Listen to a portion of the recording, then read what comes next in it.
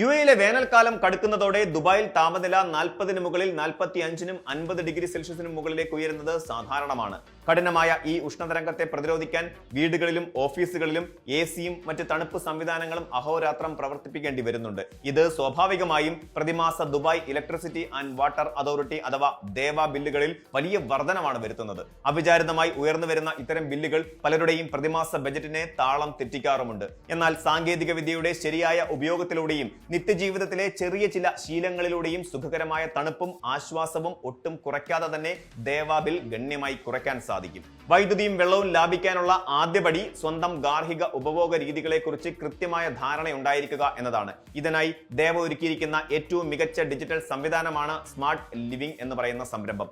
ദേവയുടെ ഔദ്യോഗിക mobile app വഴിയോ website വഴിയോ പ്രവേശിച്ച് ഓരോ ഉപഭോക്താവിനും തങ്ങളുടെ ദിവസേനയുള്ള ഉപഭോഗ വിവരങ്ങൾ തത്സമയം പരിശോധിക്കാൻ സാധിക്കും. ഈ പ്ലാറ്റ്ഫോമിലെ ബിൽ വിശകലന സംവിധാനം വഴി വൈദ്യുതിയും വെള്ളവും ഏറ്റവും കൂടുതൽ ചെലവാകുന്ന മേഖലകൾ ഏതാണെന്ന് എളുപ്പത്തിൽ കണ്ടെത്തി ക്രമീകരണങ്ങൾ വരുത്താൻ സാധിക്കും. കൂടാതെ സമാനമായ വലിപ്പമുള്ള മറ്റ് കാര്യക്ഷമമായ വീടുകളിലെ ഉപഭോഗവുമായി സ്വന്തം വീടിന്റെ ഉപഭോഗം താരതമ്യം ചെയ്യാനും ഇതിൽ സൗകര്യമുണ്ട്. വീടുകളിൽ പ്രതീക്ഷിക്കാത്ത വിധം വെള്ളം ചെലവാകുന്നുണ്ടെങ്കിൽ അത് ചോർച്ച മൂലമാണോ എന്ന് തിരിച്ചറിയാൻ ഹൈ വാട്ടർ യൂസേജ് അലർട്ട് സഹായിക്കുന്നു. അതിനോടൊപ്പം കൺസപ്ഷൻ അസസ്മെന്റ് ടൂൾ വഴി ലളിതമായ ചില ചോദ്യങ്ങൾക്ക് മറുപടി നൽകി സ്വന്തം വീടിന്റെ ഊർജ്ജ കാര്യക്ഷമത വിലയിരുത്താനും നിർദ്ദേശങ്ങൾ സ്വീകരിക്കാനും സാധിക്കും. അവധിക്കാലത്തോ യാത്രകളിലോ വീട് പൂട്ടിപ്പോകുമ്പോൾ എവേ മോഡ് സജ്ജമാക്കിയാൽ അനാവശ്യമായ എന്തെങ്കിലും വൈദ്യുതിയോ വെള്ളമോ ചെലവായാൽ തൽക്ഷണം നോട്ടിഫിക്കേഷൻ ലഭിക്കുകയും ചെയ്യും. വേനൽക്കാലത്ത് ഉച്ചയ്ക്ക് 12 മണി മുതൽ വൈകുന്നേരം 6 മണി വരെയുള്ള സമയത്താണ് ഏറ്റവും ഉയർന്ന വൈദ്യുതി ആവശ്യകത അനുഭവപ്പെടുന്ന പീക്ക് അവറുകളായി കണക്കാക്കുന്നത്.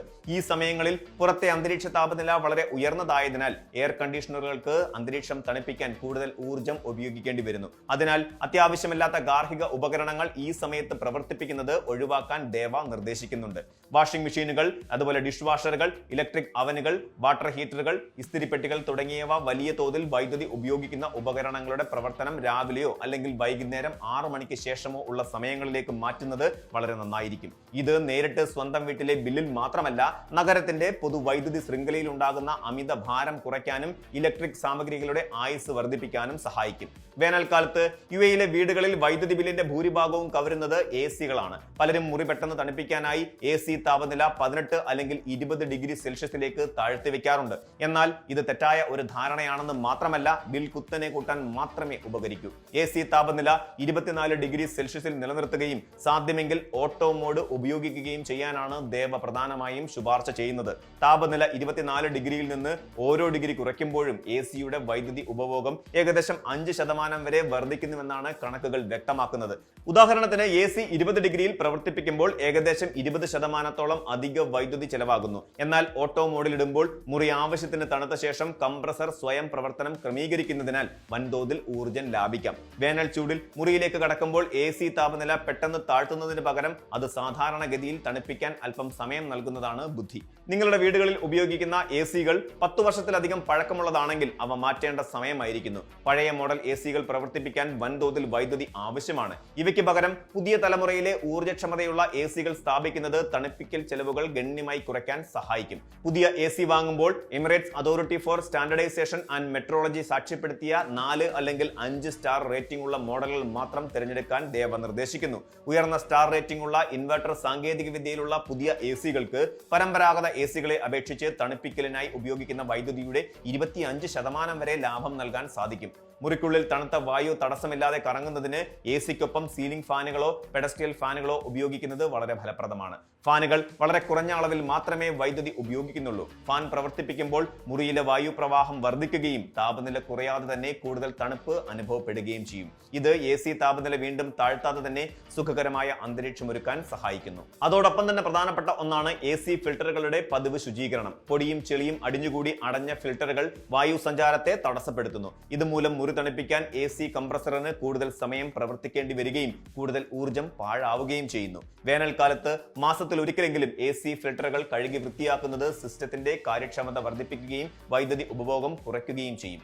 സൂര്യപ്രകാശം നേരിട്ട് വീടുകളിലേക്ക് അടിക്കുന്നത് മുറിക്കുള്ളിലെ താപനില വർദ്ധിപ്പിക്കുന്ന പ്രധാന ഘടകങ്ങളിൽ ഒന്നാണ്. സൺഗ്ലാസുകളിലൂടെ പുറത്തെ ചൂട് അകത്തേക്ക് എത്തുമ്പോൾ അത് AC-യുടെ ജോലിഭാരം വർദ്ധിപ്പിക്കുന്നു. ഇത് തടയാൻ ഉച്ചസമയങ്ങളിൽ സൂര്യപ്രകാശം നേരിട്ട് പതിക്കുന്ന ജനലുകളിൽ കട്ടിയുള്ള കർട്ടനുകൾ, ബ്ലെൻഡുകൾ അല്ലെങ്കിൽ വിൻഡോ ഫിലിമുകൾ ഉപയോഗിക്കണം. മുറിക്കുള്ളിലെ പ്രകൃതിദത്തമായ ചൂട് കുറയ്ക്കുന്നതിലൂടെ AC പ്രവർത്തിപ്പിക്കേണ്ട സമയവും ഊർജ്ജവും ഒരുപോലെ കുറയ്ക്കാൻ സാധിക്കും. പകൽ സമയങ്ങളിൽ ആവശ്യത്തിന് തണൽ ഉറപ്പാക്കുന്നത് വീടുകളിലെ അന്തരീക്ഷം സ്വാഭാവികമായി തന്നെ തണുപ്പുള്ളതാക്കി മാറ്റാൻ സഹായിക്കും.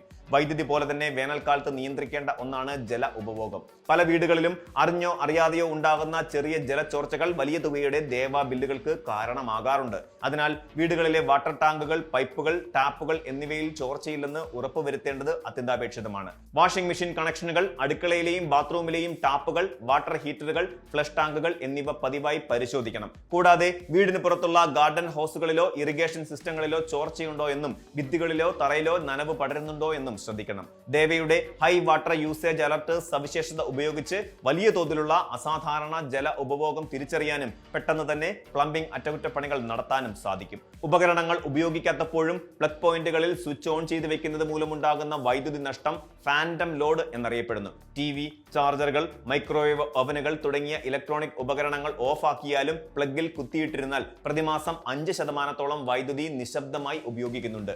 ഉപയോഗശേഷം ഇവ പൂർണ്ണമായും സ്വിച്ച് ഓഫ് ചെയ്യുകയോ സ്മാർട്ട് പ്ലഗുകൾ ഉപയോഗിക്കുകയോ ചെയ്യുന്നത് ഇത് ഒഴിവാക്കാൻ സഹായിക്കും. പഴയതരം ഫിലമെന്റ് ബൾബുകൾക്ക് പകരം LED ലൈറ്റുകൾ ഉപയോഗിക്കുന്നത് പ്രകാശത്തിനായി ഉപയോഗിക്കുന്ന ഊർജ്ജത്തിന്റെ 85% വരെ ലാഭമുണ്ടാക്കും. LED ലൈറ്റുകൾ കുറഞ്ഞ ചൂട് മാത്രമേ പുറത്തു വിടുകയുള്ളൂ എന്നതിനാൽ ഇത് വീടിനുള്ളിലെ താപനില ഉയർത്തുകയുമില്ല.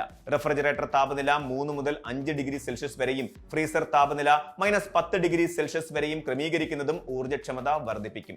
UAE-യിലെ രൂക്ഷമായ വേനൽ ചൂടിൽ നിന്നും രക്ഷപ്പെടാൻ തണുപ്പ് ഉപേക്ഷിക്കേണ്ടതില്ല, മറിച്ച് ഊർജ്ജ ഉപഭോഗത്തിൽ ബുദ്ധിപരമായ മാറ്റങ്ങൾ വരുത്തുകയാണ് വേണ്ടത്. ദേവ നൽകുന്ന ഡിജിറ്റൽ സേവനങ്ങളും ആപ്പിലെ സവിശേഷതകളും പരമാവധി പ്രയോജനപ്പെടുത്തി ഓരോ ദിവസത്തെയും ഉപഭോഗം നിരീക്ഷിക്കുന്നത് നമ്മെ കൂടുതൽ ഉത്തരവാദിത്തമുള്ള ഉപഭോക്താവാക്കി മാറ്റും.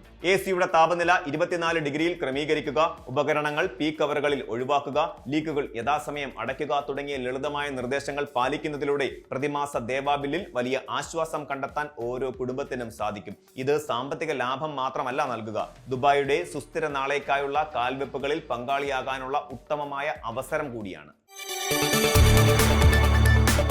കൂടുതൽ വാർത്തകൾക്ക് News 18 Keralam YouTube channel subscribe ചെയ്യുക.